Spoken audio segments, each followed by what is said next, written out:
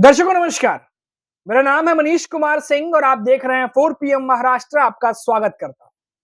दर्शकों, इन दिनों उद्धव ठाकरे पानी पी पी कर महाराष्ट्र की फडणवीस सरकार और केंद्र में बैठी मोदी सरकार दोनों को लपेट रहे हैं।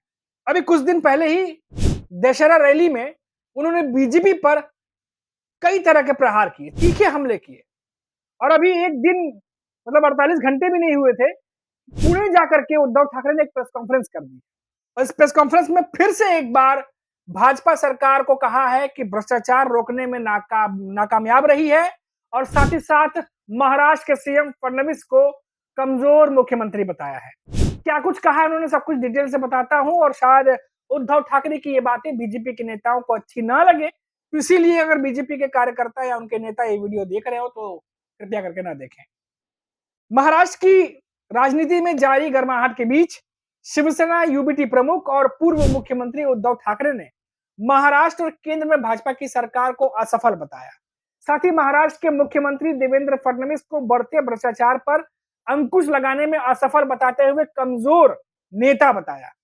पुणे में पत्रकारों से बातचीत के दौरान उद्धव ठाकरे ने कहा कि उनकी पार्टी को भाजपा से हिंदुत्व की कोई प्रमाण पत्र लेने की जरूरत नहीं है, क्योंकि भाजपा देश में दीवारें खड़ी कर रही है। उद्धव ठाकरे ने कहा कि भारत एक सुंदर देश है, इसकी संस्कृति महान है, लेकिन भाजपा ने माहौल खराब कर दिया है और देश में फूट डाल दी है। मैं इस खराब हालत को रोकने के लिए कड़ी मेहनत कर रहा हूं। उद्धव ठाकरे ने आरोप लगाया कि केंद्र की मोदी सरकार कश्मीर और मणिपुर के मुद्दों को सही से नहीं संभाल पाई। उद्धव ठाकरे ने देवेंद्र फडणवीस पर, उनकी सरकार पर जमकर निशाना साधा। कहा कि भारी बहुमत होने के बावजूद मुख्यमंत्री भ्रष्टाचार के खिलाफ कार्रवाई में कमजोर दिख रहे हैं। उन्होंने किसानों की मदद में सरकार की नाकामी पर भी सवाल उठाए। कहा कि अभी तक किसान कर्ज माफी की घोषणा तक नहीं की गई है, जबकि जब वो मुख्यमंत्री थे तब उन्होंने कदम उठा लिया था। साथ ही हिंदुत्व के सवाल पर उद्धव ठाकरे ने कहा कि भाजपा ने मुसलमानों को खुश करने के लिए सौगाते मोदी अभियान शुरू किया। उद्धव ठाकरे ने भाजपा से सवाल पूछा कि क्या आंध्र प्रदेश के मुख्यमंत्री चंद्रबाबू नायडू और बिहार के मुख्यमंत्री नीतीश कुमार सच्चे हिंदुत्ववादी हैं। उद्धव ठाकरे ने कहा कि उन्हें भाजपा से हिंदुत्व का प्रमाण पत्र लेने की जरूरत नहीं, क्योंकि उनके दादा प्रबोधनकर ठाकरे एक प्रसिद्ध सुधारक थे और उनकी हिंदुत्व विचारधारा प्रगतिशील है। इसके साथ ही उन्होंने रक्षा मंत्री राजनाथ सिंह की पाकिस्तान के खिलाफ बड़ी जो बातें उन्होंने की उस पर भी तंज कस दिया है। यानी उद्धव ठाकरे पीएम मोदी से लेकर महाराष्ट्र के सीएम देवेंद्र फडणवीस और रक्षा मंत्री राजनाथ सिंह सबको लपेटे में लिया है। दूसरी ओर पत्रकारों से बातचीत करते हुए उद्धव ठाकरे ने दशहरे का जिक्र करते हुए महाराष्ट्र के उप मुख्यमंत्री एकनाथ शिंदे पर भी तंज कसा। उन्होंने कहा कि शिवसेना का दशहरा रैली शिवाजी पार्क में बिना किसी बंद दरवाजे के हुई, जबकि शिंदे के बंद कमरों में बैठक की खबरें हैं। उन्होंने कहा कि शिवसेना ने दशहरा रैली की परंपरा 1966 से चली आ रही है, यानी 1966 से, और ये उनकी पार्टी की पहचान है। उन्होंने ये भी कहा कि ठाकरे ब्रांड आज नहीं बल्कि कई पीढ़ियों से चल रहा है। इसका जन्म पुणे से हुआ है। इसके साथ ही उन्होंने शिंदे पर पार्टी तोड़ने का फिर से एक बार आरोप लगाया।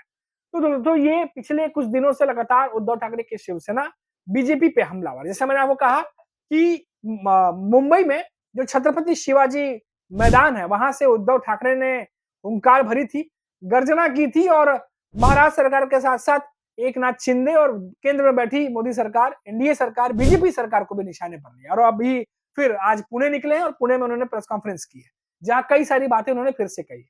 अब दर्शकों, यहाँ पे कई बातें नोटिस करने वाली है। पहली ये कि भारतीय जनता पार्टी की जो सहयोगी दल है या भारतीय जनता पार्टी है, उनके पार्टी के भीतर चाहे नेता जो बयान दे दे, उनको सब माफ।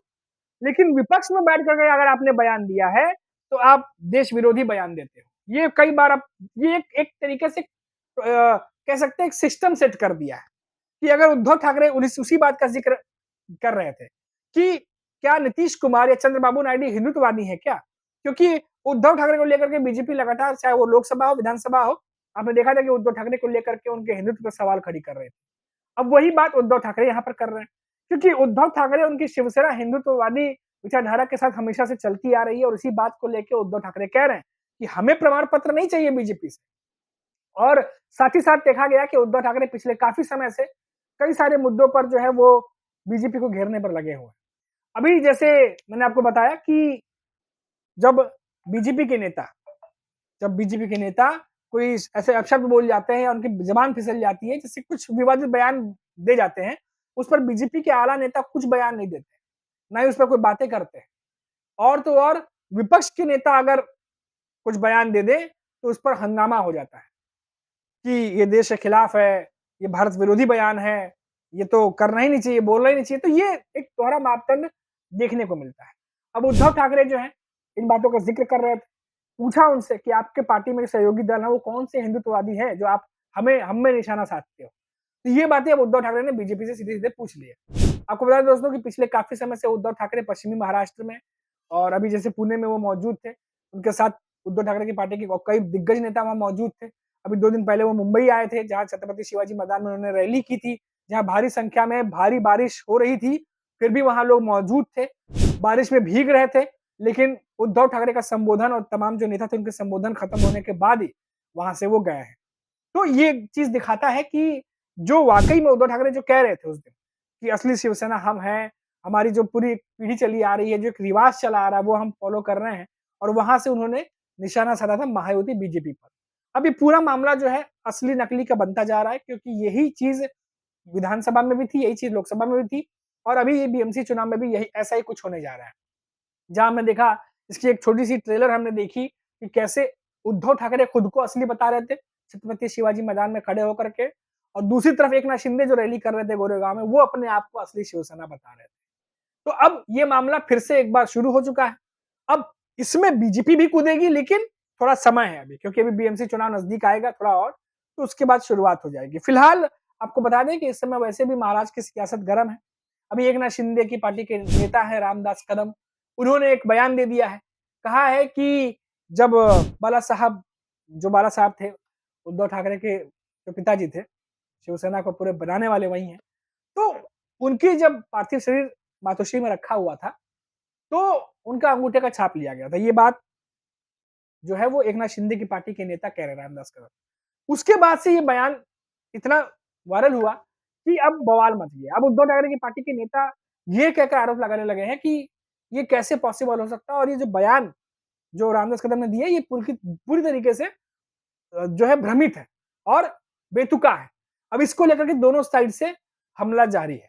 अब देखना होगा कि अभी तक उद्धव ठाकरे का फिलहाल इस पर कोई रिएक्शन नहीं आया है, लेकिन जो नेता हैं उद्धव ठाकरे की पार्टी के उन्होंने बोलना शुरू कर दिया है। तो ये जो उद्धव ठाकरे ने आज देवेंद्र फडणवीस पे निशाना साधा है, देवेंद्र फडणवीस की तरफ से हो सकता है आज शाम तक या कल इस पर बयान ज़रूर आएगा क्योंकि अभी वो उद्घाटन में लगे हुए हैं। उद्घाटन पे जाएँगे तो प्रेस कॉन्फ्रेंस करेंगे, वहाँ मीडिया आएगी तो ज़रूर सवाल पूछे जाएँगे तो जवाब भी देंगे। तो देवेंद्र फडणवीस को कमज़ोर मुख्यमंत्री बताया है, साथ ही साथ भ्रष्टाचार समाप्त करने में, खत्म करने में बीजेपी को नाकामयाब बताया है, क्योंकि बीजेपी लगातार लोकसभा चुनाव में, विधानसभा चुनाव में ये बात कह रही थी कि भ्रष्टाचार मुक्त हम कर देंगे महाराष्ट्र को, महाराष्ट्र में भ्रष्टाचार नहीं रहेगा, लेकिन ऐसा होता तो दिखाई नहीं दे रहा है। भ्रष्टाचार की खबरें दबा दी जाती हैं, लेकिन खत्म हो गई हैं ऐसा तो नहीं है। अभी देखते हैं आगे चल के क्या-क्या होता है। फिलहाल आज महाराष्ट्र की जो खबरें हैं, क्योंकि लगातार प्रेस कॉन्फ्रेंस हो रहे हैं, उद्धव ठाकरे लगातार प्रेस कॉन्फ्रेंस कर रहे हैं और जो बयान वो दे रहे हैं, वो बयान निकल कर सामने आ रहे हैं। अब क्या बीजेपी का रुख होगा, बीजेपी क्या जवाब देगी? जब भी सामने आएगी चीज़ें हम आप तक लेकर के आ जाएँगे। अभी के लिए इतना ही, आप देखते रहिए 4 पीएम महाराष्ट्र। नमस्कार।